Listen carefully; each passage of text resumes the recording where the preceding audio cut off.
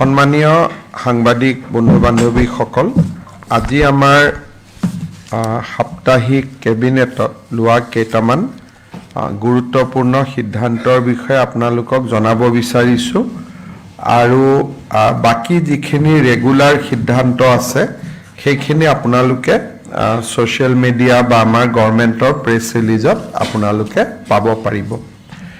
আজি আমি Assam medical college আৰু হস্পিটাল ডিব্ৰুগড়ত তেওঁলোকৰ অধ্যাপক অধ্যাপিকা grade 3 grade 4 principal vice principal medical superintendent আৰু ল'ৰা ছোৱালীৰ কাৰণে ষ্টুডেণ্টৰ কাৰণে হোষ্টেল আৰু নাৰ্ছৰ কাৰণে হোষ্টেল কমিউনিটি হল এই গোটেইবিলাক সংলগ্ন কৰি এটা বৃহৎ প্ৰকল্পৰ অনুমোদন কেবিনেটে দিছে, য'ত নেকি 357 কোটি টকা ব্যয় কৰা হ'ব।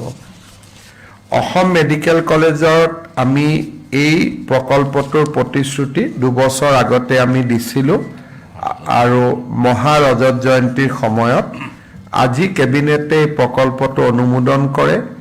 নিবিদা আদি ইতিমধ্যে সম্পূৰ্ণ হৈছে, গতিকে এই অহা 10-15 দিনৰ ভিতৰতে ইয়াৰ আধাৰশিলা আৰু কামো কৰিব পৰা যাব। আপোনালোকে জানে যে মিছন বসুন্ধৰা 3ৰ অধীনত আমি যিবিলাক চৰকাৰী ডিপাৰ্টমেণ্টৰ মাটি, স্কুল কলেজৰ মাটি, ক্লাব নামঘৰৰ মাটি তেওঁলোক বহি আছিলে কিন্তু মাটিৰ পট্টা নাছিলে, তেওঁলোকক পট্টা দিয়াৰ আমি এটা ব্যৱস্থা লৈছিলোঁ আৰু অসমত ইতিমধ্যে কেইবা হাজাৰ এনে অনুষ্ঠানৰ পট্টাৰ অনুমোদন কৰা হৈছে। আজিও কেবিনেটে প্ৰায় 4,000তকৈও অধিক অনুষ্ঠানৰ পট্টা আজি আমি দিয়াৰ বাবে অনুমোদন জনাওঁ আৰু ইয়াৰ ভিতৰত এনেকুৱা লোক আছে, এনেকুৱা অনুষ্ঠান আছে হয়তো কাবাৰ বয়স 200 বছৰ কাবাৰ 300 বছৰ আজিলৈকে মাটিৰ পট্টা পোৱা নাছিলে। এই পট্টাসমূহ আজি অনুমোদিত হৈছে। 31 জুলাইলৈকে আমি এনেকুৱা বহুত ধৰণৰ ডিষ্ট্ৰিক্টত আৰু 17,000 কেছ আছে, ইয়ালৈকে আহিব আৰু আমি অনুমোদন কৰি 31 জুলাইৰ ভিতৰত এই প্ৰক্ৰিয়াটো সমাপ্ত কৰিম, যাতে আগষ্ট মাহত আমি একোটা সুন্দৰ অনুষ্ঠানৰ জৰিয়তে তেওঁলোকক স্কুল কলেজ আনকি বহুত ক্ষেত্ৰত ডিচি অফিচটোৰো নিজৰ পট্টা নাছিলে, ডিচি অফিচেও চৰকাৰী মাটিত বহি আছিলে, নিজৰ নামত পট্টা নাছিলে, গতিকে আমি সকলোকে পট্টা দিব পাৰিম আৰু ৰেভিনিউ ডিপাৰ্টমেণ্টে এই কামটোত লাগি আছে। কেইদিনমান আগতে লখিমপুৰত উচ্ছেদৰ সময়ত শ্ৰী দীনেশ বুঢ়াগোহাঁই আৰু ঠিক তেনেকুৱা 11টা পৰিয়ালক আমি লখিমপুৰ ৰেভিনিউ চাৰ্কুলৰ পৰা ভিজিয়াৰ মাটিত থকাৰ কাৰণে উচ্ছেদ কৰিবলগীয়া হৈছিল।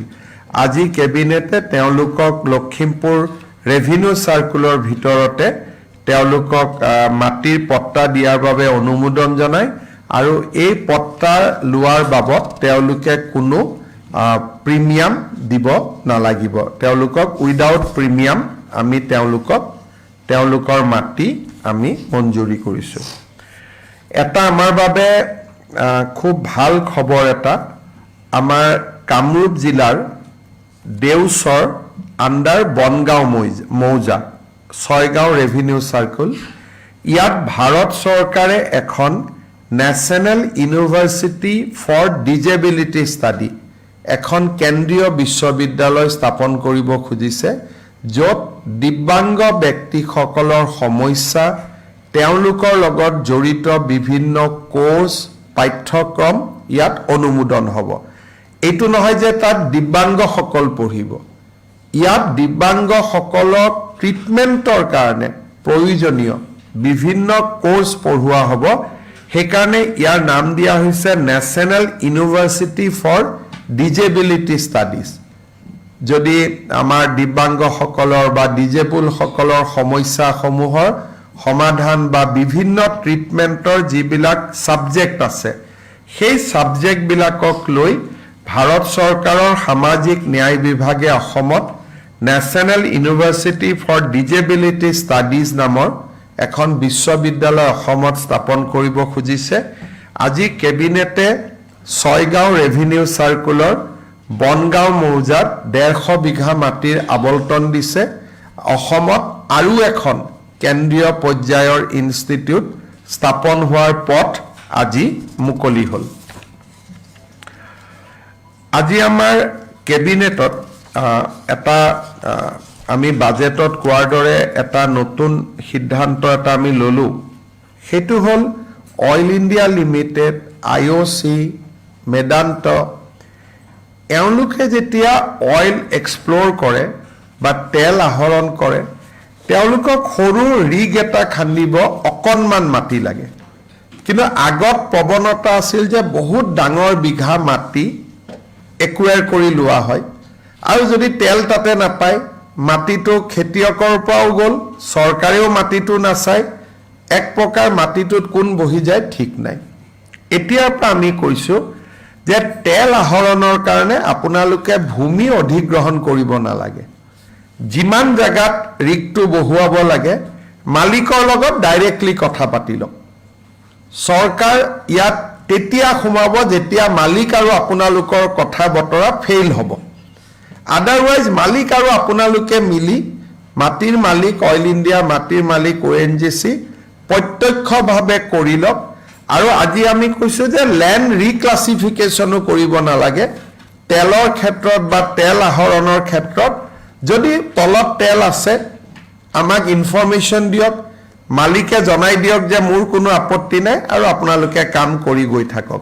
অৰ্থাৎ আজি তেল সংগ্ৰহৰ কাৰণে যিটো মাটিৰ সংগ্ৰহৰ ক্ষেত্ৰত এটা বহুত ডাঙৰ ব্যুৰ'ক্ৰেটিক ৰেড টেপিজিম আছিল, আজি সেইটো একেবাৰে নোহোৱা হৈ গ'ল। এতিয়া ভূমিৰ মালিক আৰু অইল ইণ্ডিয়া দুয়োটাই প্ৰত্যক্ষভাৱে নিজৰ ভিতৰত কথা পাতি তেওঁলোকে কাম চেছ কৰিব পাৰিব। ইয়াত DC, ADCৰ আৰু কোনো প্ৰয়োজন নাই। গভৰ্ণমেণ্টৰ প্ৰিমিয়ামটো তেওঁলোকে খালি জমা দি দিলে হ'ল। ইয়াৰ ফলত খুব কম মাটিতে কামখিনি হৈ যাব আৰু DC, SB, ADC, land acquisition এই প্ৰক্ৰিয়াবিলাক নাথাকিলে মানুহে খুব সাধাৰণভাৱে এই কামবিলাক কৰিব পাৰিব। গতিকে আজি আমি সিদ্ধান্ত লৈছোঁ। কিন্তু ক'ৰবাত যদি তেল আছে, মাটিৰ মালিকৰ লগত অইল ইণ্ডিয়াৰ সমস্যা হৈয়ে আছে, সমাধান হোৱা নাই, লাষ্টতহে DC সোমাব। আজি কেবিনেটত আমি চাহ উদ্যোগৰ 200 বছৰ চিলেব্ৰেশ্যন যিটো আমি পালন কৰি আছোঁ সেই সংক্ৰান্তত অসমৰ 7 লাখ চাহ শ্ৰমিকক প্ৰতিগৰাকী চাহ শ্ৰমিককে 5,000 টকাকৈ দিয়াৰ বাবে এটা সিদ্ধান্ত লয়। আৰু ইয়াত শ্ৰমিকৰ লগত চাহ বাগানত কাম কৰা কৰ্মচাৰীসকলেও ইয়াত এই 5,000 টকাৰ এককালীন সাহায্য পাব 200 বছৰ চাহ উদ্যোগৰ কৃতজ্ঞতা হিচাপে। আৰু ইয়াৰ বাবে কেবিনেটে 342 কোটি টকা অনুমোদন কৰে। আৰু আপোনালোকে জানে যে স্কিমটোৰ নাম আমি দিছিলোঁ এটিকলি দুটিপাত। এই আঁচনিটোৰ বাবে প্ৰয়োজনীয় 342 কোটি টকা আজি আমাৰ ৰাজ্য চৰকাৰে মঞ্জুৰ কৰে। এডভান্টেজ অসমৰ সময়ত মেদান্ত হস্পিটালে অসমত এখন চিকিৎসালয় স্থাপনৰ বাবে বুজাবুজিৰ চুক্তিত স্বাক্ষৰ কৰিছিল। আজি কেবিনেটে তেওঁলোকৰ যিটো ইনভেষ্টমেণ্ট প্ৰপ'জেল আছিল 800 crores 800 কোটি টকা তেওঁলোকে গুৱাহাটীত ব্যয় কৰিব। আজি কেবিনেটে সৰুসজাই ষ্টেডিয়ামৰ ঠিক লগতে থকা চৰকাৰী ভূমি আমি মেদান্ত হস্পিটালৰ কাৰণে আবণ্টন কৰাৰ সিদ্ধান্ত লৈছোঁ। আৰু তেওঁলোকে এটা নতুন ছিষ্টেম আনিব খুজিছে। সন্মুখত মেদান্ত হস্পিটাল থাকিব, লগত 100খন প্ৰসূতি আৰু শিশুৰ হস্পিটাল থাকিব আৰু লগতে এখন 5 ষ্টাৰো বহাব যাতে বাহিৰৰ পৰা মেডিকেল টুৰিজিমৰ কাৰণে যদি বাহিৰা ৰাজ্যৰ পৰা কোনোবা আহে যাতে 5 ষ্টাৰখনতে তেওঁলোকে থাকিব পাৰিব আৰু ট্ৰিটমেণ্ট ল'ব পাৰিব এইটো এটা অসমত মেডিকেল টুৰিজিম প্ৰতিষ্ঠাৰ কাৰণে ডাঙৰ এটা সিদ্ধান্ত লেমন ট্ৰী হোটেল বুলি যিখন আছে সেইখন তেওঁলোকে লগত লৈ আহিব 500 বেডেড হস্পিটাল হ'ব 100 বেডেড মাতৃ আৰু প্ৰসূতিৰ হস্পিটাল হ'ব আৰু লগতে লেমন ট্ৰী এখন তেওঁলোকে হোটেল স্থাপন কৰিব আৰু টোটেল 2700 স্থানীয় নিযুক্তি হ'ব It will pave way for 2,700 employment. এই গোটেই তেওঁলোকৰ লগত আজি আমি ইনভেষ্টমেণ্ট যিখন আমাৰ উদ্যোগ বিভাগে এম্পাৱাৰ্ড কমিটিৰ জৰিয়তে কৰে সেই ইনচেন্টিভ লেণ্ড এলটমেণ্ট এই গোটেইখিনি আজি আমি মঞ্জুৰি দিওঁ এতিয়া তেওঁলোকে নিজৰ কাম আৰম্ভ কৰিব পাৰিব আমাৰ অসমত আপোনালোকে জানে যে 3টা পাৱাৰ ডিপাৰ্টমেণ্টৰ কৰ্পোৰেশ্যন আছে Assam power distribution company Assam electricity grid corporation আৰু আসাম পাৱাৰ জেনেৰেশ্যন কৰ্পোৰেশ্যন লগতে চৰকাৰে বিভিন্ন জায়গাত আদৰ্শ বিদ্যালয় স্থাপন কৰি আছিল এই গোটেইখিনি কৰ্মচাৰীক এখেতসকল যদিও চৰকাৰী কৰ্মচাৰী নহয় কৰ্পোৰেশ্যনৰ কৰ্মচাৰী লগত আদৰ্শ বিদ্যালয়ৰ শিক্ষকসকল 60 ইয়াৰ্ছলৈকে কন্ট্ৰেকচুৱেল কাম কৰে কিন্তু তেওঁলোককো আজি আমি ৰাজ্য চৰকাৰৰ মেডিকেল ট্ৰিটমেণ্টৰ যিটো স্কিম লোকসেৱা আৰোগ্য যোজনা ইয়াত আমি ইনক্লুড কৰাৰ কাৰণে সিদ্ধান্ত লৈছোঁ ইয়াৰ ফলত এই কৰ্মচাৰীসকলেও ৰাজ্য চৰকাৰৰ কৰ্মচাৰীৰ দৰে মেডিকেল ৰিইম্বাৰ্সমেণ্ট পাবলৈ সক্ষম হ'ব তেওঁলোকৰ এটা বহুদিনীয়া দাবী আছিল এতিয়া 3টা পাৱাৰ কৰ্পোৰেশ্যন আৰু আদৰ্শ বিদ্যালয় যিটো আমাৰ CBSE স্কুল চলাই হিদিনাখন মই মেডিকেল কলেজত লগ পাইছিলোঁ আপোনালোক আছিল তেওঁলোকৰ এটা দাবী আছিল আজি আমি সেই দাবীটো মঞ্জুৰ কৰিছোঁ যে চৰকাৰী কৰ্মচাৰীৰ দৰে তেওঁলোকে এতিয়া লোকসেৱা আৰোগ্য যোজনাৰ সুবিধা ল'ব পাৰিব শেষত আজি কেবিনেটত আমি অসমত উদ্ভৱ হোৱা খৰাং সদৃশ পৰিৱেশৰ বিষয়েও আলোচনা কৰোঁ আৰু আমাৰ ইণ্ডিয়ান মেটালজিক্যাল যিটো ডেটা হয় বা গ্ৰাউণ্ড ৱাটাৰ কমিশ্যনৰ যিটো ডাটা সেই ডাটা অনুসৰি যিকেইখন জিলাত নৰ্মেলতকৈ কম বৰষুণ হৈছে সেই জিলাকেইখনত আমি খৰাং সদৃশ পৰিৱেশ সৃষ্টি হোৱা বুলি আমি জাননী দিব লাগিব আজি কেবিনেটে এই ক্ষেত্ৰত আমাক ইন প্ৰিন্সিপল অনুমোদন দিয়ে এতিয়া ৰেভিনিউ ডিপাৰ্টমেণ্টে যিকেইখন জিলাত খৰাং পৰিৱেশ সৃষ্টি হৈছে সেইকেইখন জিলাত ড্ৰট লাইক সিচুৱেশ্যন ডিক্লেয়াৰ কৰিব পাৰিব আৰু তেতিয়া আমি ৰাইজক কিছু ক্ষতিগ্ৰস্ত কৃষকক সহায় কৰিব পাৰিম আজি কেবিনেটে ৰেভিনিউ ডিপাৰ্টমেণ্টক এই ক্ষেত্ৰত অথৰিটি প্ৰদান কৰে আজি জিলাৰ নাম আহিছে আমাৰ কোকৰাঝাৰ বৰপেটা ধুবুৰী ৱেষ্টাৰ্ণ আসাম ৱেষ্টাৰ্ণ অসমৰ 5খন জিলা পশ্চিম অসমৰ 5খন জিলা আৰু তাতে আমাৰ ৰেইনফল ডেফিচিট 40% আছে এনে 20% ডেফিচিট হলে নৰ্মেল বুলি কোৱা যায় কিন্তু এতিয়া তাতে 40% ডেফিচিট হৈছে বাক্সা বৰপেটা ধুবুৰী বঙাইগাঁও এই জিলাকেইখনত ৰেইনফল 40% ডেফিচিট হৈছে আৰু চৰাইদেউ যোৰহাট শিৱসাগৰত হোৱা নাই কিন্তু ডিব্ৰুগড় তিনচুকীয়াতো ৰেইনফল ডেফিচিট আছে এইবাৰ ধানৰ খেতি অলপ এইকেইখন জিলাত বেয়া হোৱাৰ সম্ভাৱনা আছে যদিহে বৰষুণ জুলাই আগষ্ট মাহত বৰষুণ নিদিয়ে কিবা যদি আপোনালোকৰ প্ৰশ্ন আছে কৰিব পাৰে ডিক্লেৰেশ্যন পিছত স্যাৰ ফসল বীমা যোজনাৰ এটো পাব নেকি যদি বীমা কৰা আছে কিমান কৃষকে ফচল বীমা কৰিছিলে গভৰ্ণমেণ্টে ড্ৰট ডিক্লেয়াৰ কৰি দিয়াৰ লগে লগে মানুহে বীমা ক্লেইম কৰিব পাৰিব কিন্তু ডিপেণ্ড কৰিব তাৰ কিমান কৃষকে ফচল বীমা কৰিছিল এই গোটেইখিনি ৰেভিনিউ ডিপাৰ্টমেণ্টে ডিটেইলছ কৰি তেওঁলোকে নটিফিকেশ্যন জাৰি কৰিব যদি আপোনালোকৰ কিবা সুধিব আছে সুধিব পাৰে এটি কলি দুটি পাতত 5,000 টকাকৈ পাব 7 লাখ চাহ শ্ৰমিক আৰু চাহ কৰ্মচাৰী স্থায়ী অস্থায়ী দুইটাই পাব লখিমপুৰৰ উচ্ছেদিত পৰিয়ালকেইটা কিমানকৈ ভূমি দিয়া হ'ব তেওঁলোকক এক কথা 5 লেচাকৈ দিয়া হৈছে আৰু এইটো উইদাউট প্ৰিমিয়ামত দিয়া হৈছে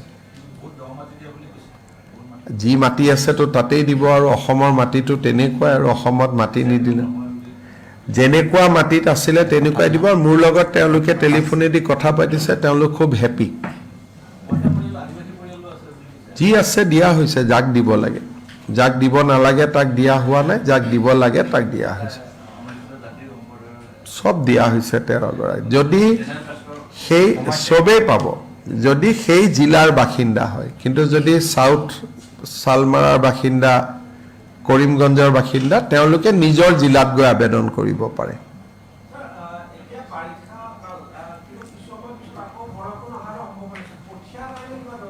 আমি সেই কাৰণে আজি কেবিনেটত গোটেই দিশটো আলোচনা হৈছে সিড আছে বিনা 1 বিনা 2 গতিকে আজিকালি কঠিয়া নকৰাকৈ অকল ধান সিঁচিও কৰিব পাৰি গতিকে গোটেই কথাবোৰ আমি খৰাং বতৰ সদৃশ পৰিবেশ ডিক্লেয়াৰ কৰাৰ লগে লগে কৃষি বিভাগ ৰেভিনিউ ডিপাৰ্টমেণ্টে এই ক্ষেত্ৰত নামি পৰিব আজি আমি প্ৰথম যেটো তেওঁলোকক প্ৰয়োজন আছিলে যে আমাক ড্ৰট হোৱা বুলি ক'ব লাগে আজি আমি সেই সিদ্ধান্তটো ললো এতিয়া ৰেভিনিউ ডিপাৰ্টমেণ্ট আৰু এগ্ৰিকালচাৰ ডিপাৰ্টমেণ্টে তেওঁলোকৰ কৃষকসকলক সকাহ দিয়াৰ কামত আগবাঢ়ি যাব পাৰিব স্যাৰ বৰষুণৰ অভাৱৰ বাবে চাহৰ উদ্যোগতো যথেষ্ট প্ৰভাৱ পৰিছে এতিয়ালৈকে এই মাহলৈকে টি প্ৰডাকশ্যন যোৱাবাৰতকৈ বেছি আছে এই মুহূৰ্তলৈকে কিন্তু যদি জুন জুলাই আগষ্ট বৰষুণ নপৰে বা ছেপ্টেম্বৰটো বৰষুণ নপৰে তেতিয়া অসুবিধা হ'ব কিন্তু চাহ উদ্যোগতো এনেকুৱা চৰাইদেউত এইবাৰ আকৌ এক্সেছিভ ৰেইন হৈছে গতিকে গোটেই অসমত সেম পৰিৱেশটো হোৱা নাই ডিব্ৰুগড় তিনচুকীয়াত ৰেইন কম হৈছে শিৱসাগৰ যোৰহাট চৰাইদেউ গোলাঘাটত ৰেইন বেছি হৈছে সেইকাৰণে এইবাৰ অলপ পৰিৱেশটো জিলা ভিত্তিক হ'ব ৰাজ্যিক ভিত্তিক নহয়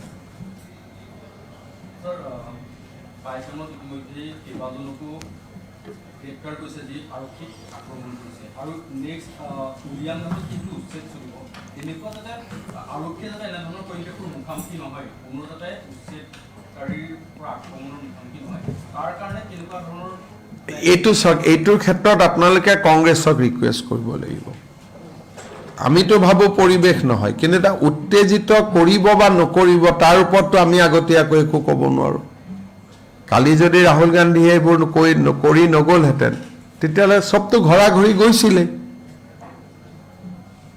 গতিকে এতিয়া মই মোৰ মানুহখিনিৰহে দায়িত্ব ল'ব পাৰিম কংগ্ৰেছে কৰিব নে নকৰিব উত্তেজিত আৰু উত্তেজিত কৰিলে কোনোবা উত্তেজিত হ'ব নে নহ'ব এই কথাটোতো মইতো কৈ থব নোৱাৰিম আপোনালোকক গতিকে পুলিচ সাজু হৈ থাকিব কোনোবাই যদি উত্তেজিত কৰে পুলিচে আইন সংক্ৰান্তত ব্যৱস্থা ল'ব কিন্তু কোনোবাই নকৰিব বুলিনো আমি কেনেকৈ ক'ব পাৰো আপোনালোকে কওক এতিয়া আপোনালোকে চাব দুদিন পিছত তেওঁলোকে ক'ব যে আমি ভূমিহীনক উচ্ছেদ কৰিছো এইটো আপোনালোকে উৰিয়াম ঘাটৰ ফটো চাওক এই গোটেইবোৰ তামোল পানৰ বাৰী त्रिवेदी ये लोड कर सकता है ये थोड़ा सा मनोज इसको लोड करके दिखा दो अपना लोग के इमान विशाल खेती कतो ने देखिब আৰু মানুহতকৈ মাটি একো একোজনে উৰিয়াম ঘাটত মাটি দখল কৰি থৈছে 500 বিঘা 300 বিঘা ये है आपका पास वीडियो है सर लगा दीजिए ना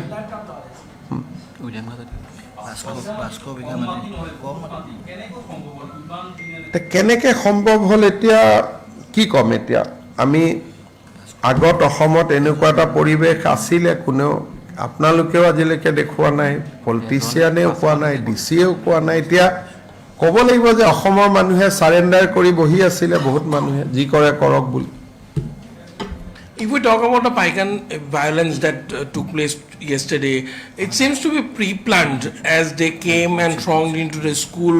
The school properties were also damaged, and many provocative speeches have been and statements have been found on social media. Is the Assam Police going to take action on those? We have already in Assam Police nothing is pending. We do not going to be. We took action immediately. So 10 people has already been arrested. So in our dictionary we do not think of doing, we do not talk of doing, we did immediately 1 hour, 2 hours within the incident. So our action is already completed. We have arrested the people. Hoba dibedi paribo? So ami ji action lobo lage amar kam shesh. আৰু পাইকানত এতিয়া কোনো নাই খালী হৈ গ'ল একদম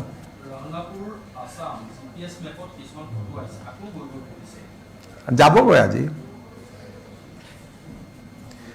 চক যেতিয়া এই আজি যিখিনি তাত লখিমপুৰত মানুহ ওলাইছে মণিপুৰৰ পৰাও আহিছে কাৰণ তেওঁলোকে গম পোৱা নাই যে অলৰেডি এইটো ঘটনা হৈ গ'ল আজি লখিমপুৰতো ক'ৰ পৰা নতুন মানুহ আহিছে 6 ঘৰ আপোনালোকে আচৰিত হ'ব আৰু এইবিলাককে কোনোবা নেতাই গৈ কেতিয়াবা আকৌ হেৰি কৰে মই আপোনালোকক দেখুৱাই দিছোঁ এওঁলোক নতুন এভিকশ্যনৰ গম নাপায় নগাঁও আৰু মণিপুৰৰ পৰা আজি 12 ঘৰ মানুহ আহিছে লখিমপুৰত বহিবৰ কাৰণে যোৱাকালি ৰাতি তাৰমানে হয়তো আগতেই মাতি থৈছিলে মাজৰ এভিকশ্যনৰ কথাটো গম নাপালে তেওঁলোক আহি উপস্থিত হ'ল আজি এতিয়া আকৌ ডিচিয়ে তেওঁলোকক পঠাই দিব তেওঁলোকে জাষ্ট সোমাইছিলহে গতিকে বুজালে গুচি যাব তেওঁলোকক আৰু বহুত কিবা ভাঙিবলগীয়া টাঙিবলগীয়া কথা নাই কাৰণ একোতো বনোৱাই নাই জাষ্ট আহি টেণ্ট এটা কৰি সোমাইছিলে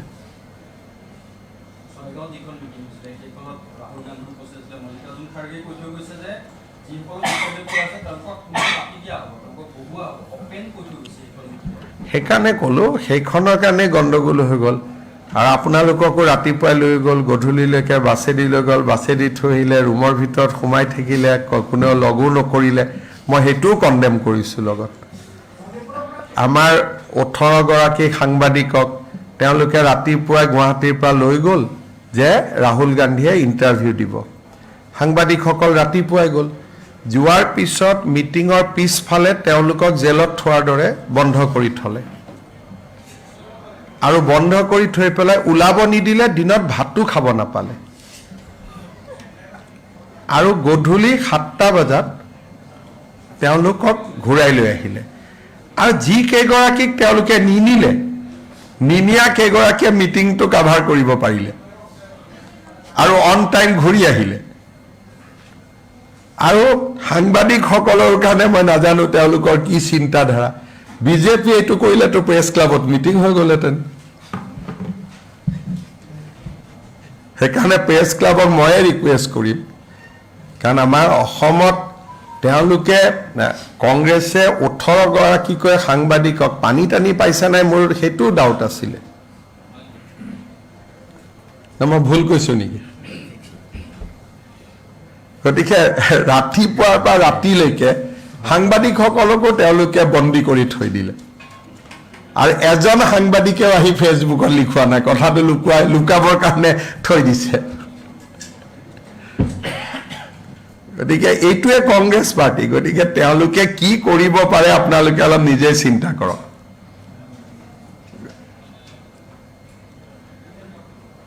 গতিকে 18 জনক লৈ গৈ ৰাতিপুৱাৰ পৰা গধূলি গোটেই কিন্তু মানিব লাগিব এজনেও আহি ফেচবুকত লিখা নাই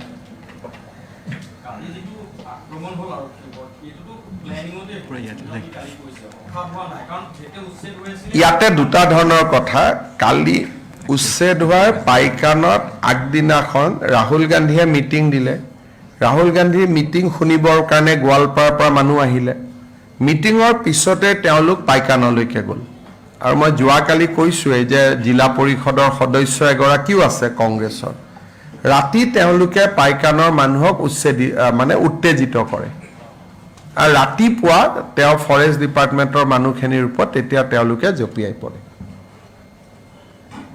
গতিকে এইটো প্ৰি প্লেন মানে আগদিনাখনৰ প্লেন সেইকাৰণে অসম পুলিচে চাই আছে যে ৰাহুল গান্ধী আৰু খাৰ্গেৰ প্ৰভোকেটিভ ভাষণৰ ইয়াত ইম্পেক্ট আছিল নেকি থাকিলে আমি তেওঁলোককো মাতিব লাগিব পিছত কাৰণ আফটাৰ অল এজন মানুহৰ মৃত্যু হৈছে আৰু এজন মানুহো খুব সংকটজনক অৱস্থাত আছে আচ্ছা বেদখলীকৃত মাটিখিনি কিছুমান মাতব্বৰ জাতীয় মানুহে দখল কৰি পেলাই পিছত বিক্ৰী কৰিছে বুলি এটা অভিযোগ হৈছে ইয়াৰ মই কৈ দিছোঁ আপোনালোকক অপাৰেশ্যনটো এতিয়া আপোনালোকে মই এইখিনি মাটি চাই লওক তেতিয়া আপোনালোকে বুজি পাব গোটেই ঘটনাটো ইয়াত বহুত ধৰণৰ ডাঙৰ পেটাৰ্ণ এটা চলে লামডিঙত যেতিয়া হ'ল তাতে আদা খেতি আছিলে এজন বা দুজন মানুহে মাটিখিনি প্ৰথম ইয়াৰ মাৰ্ক কৰি লয় কৰি তেওঁলোকে এই মানুহখিনিক লৈ আহে আৰু তেওঁলোক মাটিৰ মালিক হ'ব নোৱাৰে তেওঁলোকে এটা দৰমহা পায় খেতিৰ উৎপাদিত বস্তুখিনি মাতব্বৰজনক দিব লাগে আৰু অহাৰ পিছত আমাৰ যি লোকেল MLA সকল আছে তেওঁলোকে এইখন এখন আছিলে অভয়াৰণ্য এটা আপোনালোকে চাওক ইমান ডাঙৰ তামোল খেতি কৰি পেলালে অসমত কতো ইমান ডাঙৰ তামোল খেতি নাই গছ গছনি হাল চেগুন অৰণ্য আছিলে অৰণ্যখন কাটি তাত মানুহ আছে মাত্ৰ 5-6 ঘৰ মানুহ বহুত নাই কিন্তু মাটি পুৰা ফৰেষ্টখন তেওঁলোকে লৈ লৈছে আপোনালোকে চাওক যে তাতে কোনো দুখীয়াৰ কোনো চিনেই নাই যে মানুহক লেণ্ডলেছ মানুহ তেওঁলোকে কয় গৰাখহনীয়াৰ কাৰণে গৈছো ইয়াত কোনো গৰাখহনীয়াৰ সম্পৰ্ক নাই আপোনালোকে চাওক কি ধৰণে আমাৰ অসমীয়া মানুহ আজি কাৰো হাতত ইমান মাটি নাই উৰিয়াম ঘাট লাহৰী ঘাট আৰু ঢিঙৰ আপোনালোকে চাওক এনেকুৱা তামোলৰ বাৰী ক'ৰবাত দেখিছে মানে অৰ্থনীতিটো কেনেকে দখল কৰি লৈছে আপোনালোকে নিজে চাওক আৰু গোটেইখন তামোলৰ বাৰী হাজাৰ হাজাৰ বিঘা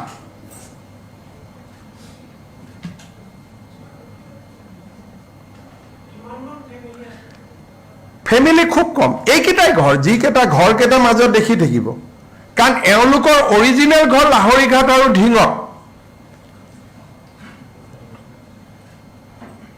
এইটো চাওক গোটেই তামোলৰ বাৰী মই যিমান দেখুৱাই আছো মানুহটো আপুনি নাপায় এইটো 8 বছৰৰ পৰা কৰি আছে তেওঁলোকে যিখিনি মানুহ আছে তেওঁলোকে কৰা নাই তেওঁলোকে কৰা বেলেগ ইনভেষ্ট কোনোবাই এতিয়া চাওক এইটো ইয়াতে যিবিলাক মানুহে লৈ আহে তেওঁলোকৰ চলে এটা মাতব্বৰ চিষ্টেম এজন মালিক থাকে আৰু মালিকৰ আণ্ডাৰত মানুহ কেইজন থাকে কিন্তু যেতিয়া লাহে লাহে তেওঁলোক ভোটাৰ হৈ যায় MLA এটা পলিটিক্যাল পাৱাৰ হৈ যায় তেতিয়া লাহে লাহে মাতব্বৰীটোও আৰু নতুন মাতব্বৰো সৃষ্টি হয় তাৰ ভিতৰতে তেওঁলোকে গৈ আৰু নতুন মাটি দখল কৰিলে এইখিনি হ'ল এনক্ৰোচমেণ্ট মানুহ ইমান এইখিনি মানুহে আৰু এবাৰ তামোলৰ খেতিটো পুৰা দেখাওকচোন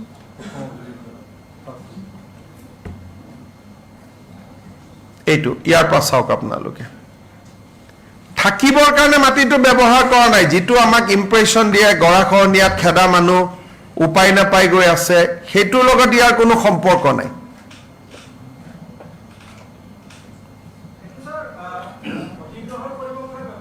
অধিগ্ৰহণ কেনেকে কৰিব এতিয়া মাটিৰ মালিকৰ পৰাহে অধিগ্ৰহণ কৰে আৰু এইটো ফৰেষ্টৰ মাটি আমিতো চৰকাৰে কেতিয়াও অধিগ্ৰহণ কৰিব নোৱাৰো ফৰেষ্টে নিজৰ মাটি কাৰ পৰা অধিগ্ৰহণ কৰিব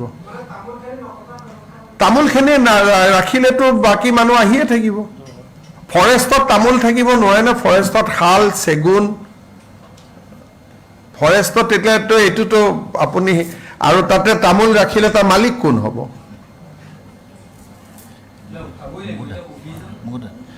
হৈ যাব কিছুমান, মই ক'লো না প্ৰক্ৰিয়া আছে। এই গোটেইবোৰ গছ আছিলে, তাতে গ'লে এতিয়াও শাল গছ দেখিব, শাল গছৰ মূৰাটো দেখিব, চেগুন গছ দেখিব, ঠিক ফৰেষ্ট আছিলে। এতিয়া কোন অসমীয়া মানুহৰ হাতত ইমান মাটি আছে? লগা দি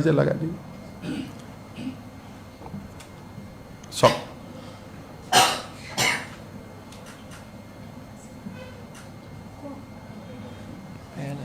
কাটি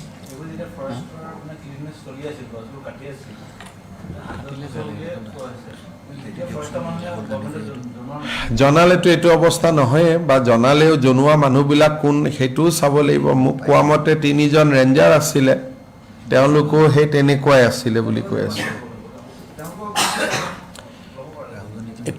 মই একশ্যনটোতো ল'মেই, সেইকাৰণেতো মই মুখ্যমন্ত্ৰী হৈছোঁ। সেইটো আপোনালোকক দেখুৱাইছোঁ কি? আগত কোনোবা মুখ্যমন্ত্ৰীয়ে দেখুৱাইছিলে নেকি? মইতো দেখুৱাইছোঁ আপোনালোক আহিব এভিকশ্যনৰ দিনা, আমি একশ্যনো ল'ম, আপোনালোকে একশ্যনো দেখা পাব। কনচাৰ্ণ অফিচাৰ কেইজনকো লৈ দিম, কি আছে, সেইটোৰ লগত কোনো কথা নাই। কথাটো হ'ল যে অসমৰ পৰিৱেশটো এনেকুৱা, আৰু এনেকুৱা টোটেল মাটিটো মই কৈছোঁৱেই যে লাখ লাখ বিঘা মাটি, এইবিলাকতো একোটা সৰু উদাহৰণে। কৰিমগঞ্জ হাইলাকান্দিৰ ফালে গ'লেতো পাগল হৈ যাব আপোনালোক, ইয়াত চব কাটি ৰাবাৰ লগাই দিছে, গছবিলাক কাটি ওপৰৰ পৰা ড্ৰোনত সেউজীয়াই দেখি থাকি মানুহে ভাবে ফৰেষ্টেই চলি আছে। যেতিয়া 5,000 10,000 ভোট হৈ যায়, তেতিয়া লোকেল পলিটিচিয়ানবিলাকে ইলেক্ট্ৰিচিটিও লগাই দিয়ে, স্কুলো বনাই দিয়ে, চব কৰি দিয়ে, অংগনবাদীও লগাই দিয়ে। যেতিয়ালৈকে 200-100 থাকে তেতিয়ালৈকে একো নাপায়। যেতিয়া 5,000 বা 10,000 ভোট হৈ যায়, আজি জালুকবাৰীতে যদি 10,000 ভোট হৈ যায়, মইনো কি কৰিম? মই এইটোৱে মনত ভাবি থাকোঁ যে মোৰ জেগাত এভিকশ্যন হ'ব নালাগে, বেলেগত য'ত হওক। গতিকে যিহেতু তেওঁলোকে ভোটাধিকাৰটোও পাই যায়,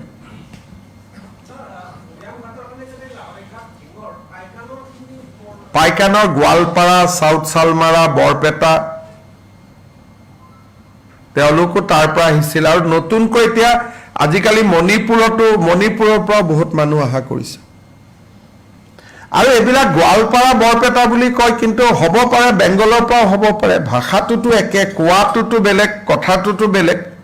আৰু হ'ব পাৰে বাংলাদেশৰ পৰা অহা নতুনকৈ ফ্ৰেছ মানুহ। আজিকালি আমি ধৰোঁ, আগতেতো ধৰা ছিষ্টেম নাছিলে। এইকেইটা দিনে ধৰক যোৱাকালিও আমি 16 জন ধৰিছোঁ, আগততো ধৰা ছিষ্টেমো নাছিলে। হয়তো মাতব্বৰবিলাকে ইয়াত কাম কৰিবৰ কাৰণে লৈ আহিছিলে। সেইকাৰণে বহুত মানুহে মাটি পিছত ক্লেইম নকৰেতো, মানুহবোৰ নোহোৱা হৈ যায়। আপোনালোকে প্ৰায়ে সোধে নহয় যে এভিকশ্যনৰ পিছত মানুহবোৰ ক'ত গৈছে। এমাহ 45 দিনৰ পিছত মানুহবোৰ নোহোৱা হৈ যায়। এতিয়া উজনি অসমত কৰাৰ কথা কিবা চিন্তা কৰিছে? এইটোতো উৰিয়াম ঘাটটো উজনিয়ে ন, উৰিয়াম ঘাটটো উজনি, আৰু উৰিয়াম ঘাট আৰু গোলাঘাট সমষ্টি দুইটা জেগাতে হ'ব, সৰু পথাৰ গোলাঘাট। মানে গোলাঘাটৰ মেৰাপানীকে ধৰি বৰ্ডাৰ এৰিয়াবিলাকত যথেষ্ট তেনেকুৱা বেদখল হৈ য'ত য'ত আছে আমি গম পাওঁ, আৰু আমি কাম আৰম্ভ কৰিছোঁ। খালি বহুত কাম কৰিবৰ কাৰণে দিগদাৰ, কিয় কোৰ্ট কাছাৰীও আছে ন, চব মিলাই মিলি কৰিব লাগে। এটা কাম হাতত ল'লে 4-5 মাহ লাগে। এতিয়া উৰিয়াম ঘাটত আমি হাত লৈছোঁ, এইটোতো 4-5 মাহ লাগিব, কাৰণ সুপ্ৰিম কোৰ্টে ডেট ধৰি দিছে, ইমান দিনৰ নটিচ দিব লাগিব। কোনোবাই কোৰ্ট কেছ কৰিলে এইটো কোৰ্টত ঠিক কৰিব লাগিব, কালিয়ে গৈ কাটি দিব নোৱাৰে, তাত গোটেই প্ৰক্ৰিয়া এটা আছে। কিন্তু ইমান ডাঙৰ তামোল মানে ক'তো খেতি নাই অসমত, আৰু গোটেই আমাৰ গছ গছনি কাটি কৰা। আৰু ইয়াত লেণ্ডলেছ বুলি শব্দটো নাই, ইয়াত চব জমিনদাৰী আৰু মাতব্বৰী, যিটো মানুহে কয় থাউজেণ্ডছ অফ। এইখিনিয়ে যিটো আমি দেখালোঁ এটা পাৰ্ট, মিনিমামটো ইয়াতে মই দেখি আছোঁ 3-4 হাজাৰ বিঘা। উৰিয়াম ঘাটতো তাত মানুহ নাযায়, কাৰণ এইটো একদম আছাম নাগালেণ্ড বৰ্ডাৰ। আৰু এইটো এভিকশ্যন কৰাৰ আগতে নাগালেণ্ডকো জনাব লাগিব কাৰণ এইটো DAB বুলি কয় গতিকে তেওঁলোকে সেইবিলাকো লিগেল আছে আপোনালোকে এইটো বিঘা আপোনালোকে নিজেই চাওকচোন কিমান বিঘাৰ কোনো মা বাপ নাই কোনো অসমীয়া মানুহৰ হাতত ইমান মাটি নাই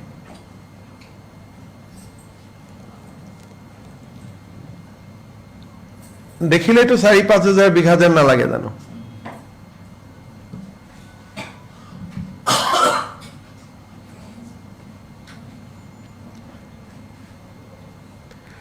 ইয়াতে তেওঁলোকে সুপাৰি বনায় মাইনমাৰৰ সুপাৰিটো ইমানলৈকে আহি ইয়াতে আমাৰ অসমীয়া সুপাৰিৰ লগত মিক্স কৰি দিয়ে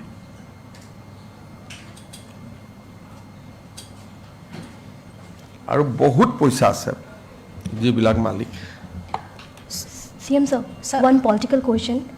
The former Chief Minister of Chhattisgarh, his son has been arrested by ED in a money laundering case. Sir, how do you see this, sir?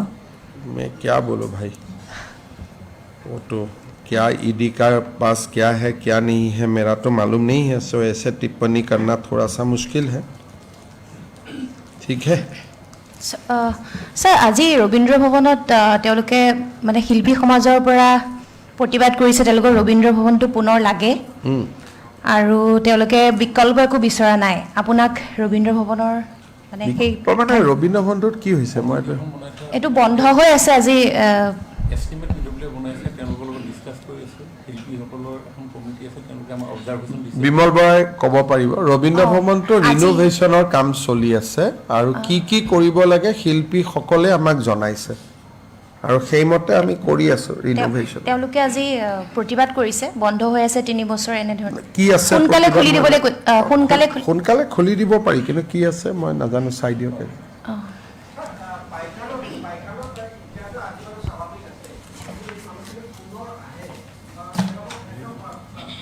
আৰু নাহে আৰু এটা ষ্টেজৰ পিছত নাহে আৰু এইটো আহাটো বন্ধ হৈ গ'ল কালিলৈকে আছিলে পইণ্ট কিন্তু এটা পৰ্যায়ৰ পিছত নাহে আৰু মোৰ অভিজ্ঞতা হৈ গ'ল তো ক'ৰ পিছত নাহে মই জানো আজিৰ পিছত নাহে আৰু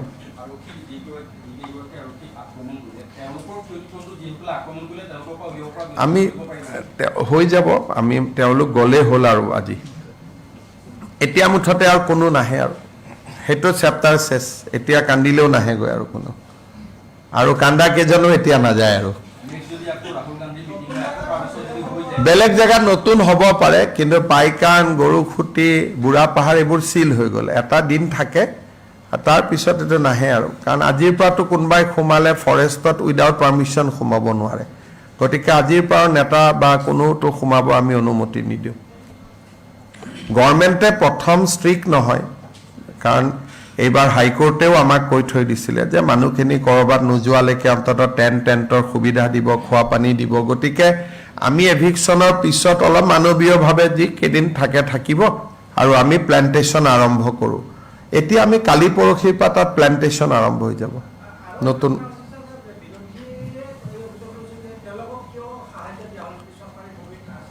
কাক সাহায্য দিয়া হৈছে তেওঁলোকক যাক 50,000 টকা দিয়া হৈছে তো হাইকোৰ্টৰ নিৰ্দেশ আছে আমাৰ সংসদত যিখন কংগ্ৰেছে এক পাছ কৰিছিলে তাত লিখা আছে যে কিছুমান মানুহ যোনে 20-25 বছৰ ধৰি এটা জেগাত আছে তেওঁলোকক যদি চৰকাৰে উচ্ছেদ কৰে তেতিয়াহ'লে তেওঁলোকক সাময়িকভাৱে চলিবৰ কাৰণে টকা এটা দিব লাগিব সেইকাৰণে আমি যিখিনি বহুত আৰু ফৰেষ্টৰ পৰা হ'লে নালাগে অকল খাস মাটি হ'লে লাগে যিহেতু সাপৰত এটা প্ৰজেক্টৰ কাৰণে মাটিটো লোৱা হৈছে সেইটো কাৰণে এইখিনি পাব কিন্তু যদি প্ৰজেক্ট নহয় খালি উচ্ছেদ কৰিব লাগে তাত ফৰেষ্ট হ'ব বা PGR হিচাপে ৰাখিব তেতিয়া একো দিব নালাগে গতিকে যি ধৰণে আইন প্ৰণয়ন কৰা হৈছে চৰকাৰেতো আইন মানিব লাগিব নহয় গতিকে এইটো আইনত লিখা কথাখিনিয়ে চৰকাৰে মানে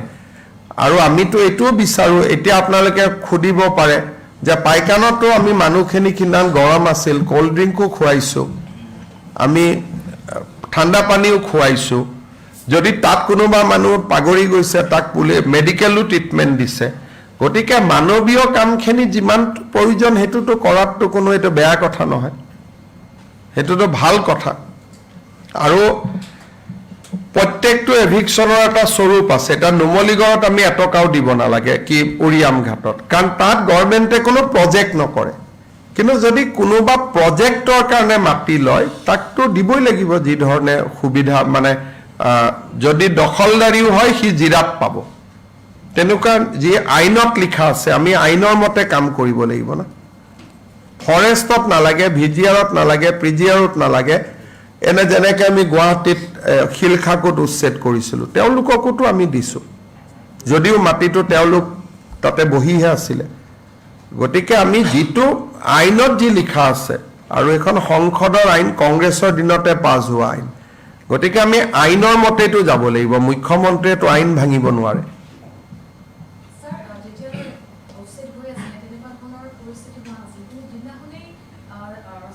তো আহিছে বিৰোধী তাৰপিছতে যোৱাকালিতো এই বিষয়ে মই কৈছোঁৱেই, আৰু ভাল কৰি কৈছোঁৱেই যে ৰাহুল গান্ধী যদি সিদিনাখন নাহিলহেঁতেন তেতিয়াহ'লে ফায়াৰিঙো নহ'লহেঁতেন, গুলীকাণ্ডও নহ'লহেঁতেন, আৰু মানুহখিনিও লাহে লাহে গ'লহেঁতেন। আমিতো মানুহখিনি এভিকশ্যনৰ পিছতো 40-50 ঘৰ মানুহ তাতে আছিলে, আমি বাধাও দিয়া নাছিলোঁ, থাকক কেইটামান পিছত নিজে নিজে উঠি যাব বা আমিয়ে কৈ উঠাই দিম।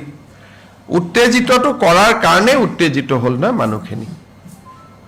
প্ৰত্যেকটো ঘটনাত যেতিয়াই উত্তেজনা কৰিব কোনোবাই যায় বা উত্তেজিত বক্তব্য দিয়ে তেতিয়াই এই মানুহসকলে হাতত লাঠি জোং লৈ চেষ্টা কৰে। গৰুখুটিটো একেটাই ঘটনা হৈছিলে। গতিকে এইটো পেটাৰ্ণ। যেনেকৈ বুঢ়া চাপৰিত যেতিয়া এভিকশ্যন হৈছিলে, আমাৰ কংগ্ৰেছৰ বিধায়ক এজনে গৈ উত্তেজিত কৰিলে, তেতিয়া পিছদিনাখন মানুহখিনিক লাঠি জোং লৈ খেদি আহিলে। কাৰণ এওঁলোকে বহুত পেপাৰ টিভি পঢ়ি থকা মানুহ নহয়। কোনোবাই গৈ উত্তেজিত কৰি দিয়ে, উত্তেজিত হৈ যায়। আৰু এটা তেওঁলোকৰ চাইকলজি আছে। তেওঁলোক য'ত থাকে জেগাখিনিত কংগ্ৰেছৰ পৰিৱেশ আছে নহয়, কাৰণ তেওঁলোকে এইকাৰণে ভাবে অহাবাৰ চৰকাৰখন কংগ্ৰেছৰে হ'ব বুলি। কাৰণ সেই জেগাবিলাকত এতিয়া চাপৰত যদি আপুনি থিয় হয় কংগ্ৰেছে লাগে, গোৱালপাৰাত থিয় হ'লে কংগ্ৰেছে লাগে যিখিনি জেগাত এভিকশ্যন হৈছে, বা ঢিং লাহৰীঘাটত থিয় হ'লে কংগ্ৰেছে লাগে। গতিকে সেই জেগাখিনিৰ মানুহে অসমৰ বাকী ৰাজনৈতিক পৰিৱেশটো তেওঁলোকে বিশ্লেষণ কৰিব নোৱাৰে। তেওঁলোকে ভাবে ৰাহুল গান্ধীয়ে কৈ গ'ল যদি হৈ গ'ল। কাৰণ তাত থিয় হ'লে যোৰহাট, ডিব্ৰুগড়, শিৱসাগৰ তাত কি চলি আছে গম নাপায়, কাৰণ তাত এশই কংগ্ৰেছ। এতিয়া আমাৰ ইয়াত 50জন কংগ্ৰেছ, 50জন বিজেপি, ইয়াত পলিটিকেল ডিবেট হয়। তাততো পলিটিকেল ডিবেট নাই, 100জনেই কংগ্ৰেছী। গতিকে এজনে সুধিয়ে এই আগলেবাৰ কে আসবে, কি ক'বা কংগ্রেস আসবে, আর তুই বলো তো কংগ্রেস আসবে, তুই বলো কংগ্রেস। তা তো রাহুল জি বলে গেছে, তো কি চিন্তা। গতিকে তাৰ পৰিৱেশটো আমি কল্পনা কৰাৰ দৰে নহয়, এইটো এখন কমপ্লিট বেলেগ এখন পৃথিৱী। আপুনি ঢিং লাহৰীঘাটত যেতিয়া থিয় হ'ব, দলগাঁৱত থিয় হ'ব, ধুবুৰীত থিয় হ'ব, 100জনেই ক'ব অহাবাৰ কংগ্ৰেছ আহিব বুলি। গতিকে আমিতো আৰু হৈয়ে গ'ল আমাৰ এইবিলাক মন্ত্ৰী, MLA বিলাকেও কৈ দিয়ে অহাবাৰ আমি মন্ত্ৰী হ'ম। গতিকে তাৰ দুনিয়াখন কমপ্লিটলি বেলেগ দুনিয়া এখন, আমাৰ লগত নিমিলে এখন দুনিয়া। স্যাৰ ৰাহুলজিয়ে কৈ গৈছে 26ত চৰকাৰ হ'লে স্যাৰ আপোনাৰ ওপৰত একশ্যন ল'ব কিবা? এটা একশ্যন দেখোন ৰবাৰ্ট ভদ্ৰাৰ ওপৰত যোৱাকালি হ'লেই। মোকতো 26ৰ আগত যে ৰাহুল নিজে জেলত নাযাব কি গেৰেণ্টি আছে? হ'ব, থেংক ইউ।